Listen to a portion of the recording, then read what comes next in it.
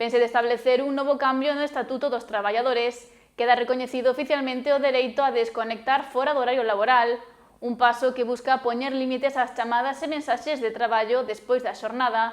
Nas rúas, esta medida parece estar tendo unha boa acollida.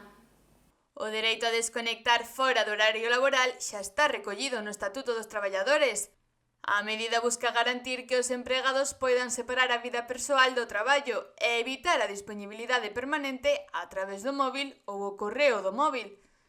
Esta noticia, en termos xerais, está sendo moi ben acollida entre a sociedade. Pois para certos traballos, sí, hai outros que che exigen xa estar pendiente as 24 horas do día do teu traballo e do teléfono, pero hai moitos outros traballos que sí, que vexo normal que haxa unha desconexión. Creo que vai a costar, pero polas dúas partes. Bueno, creo que está ben que ao final a xente pode ter unha mellor calidad de vida e creo que tamén pode ser productivo para iso. Hai quen asegura que estando fora do horario laboral tivo que estar pendente do teléfono móvil para atender cuestións relacionadas co traballo. Sí, polo meu traballo, sí.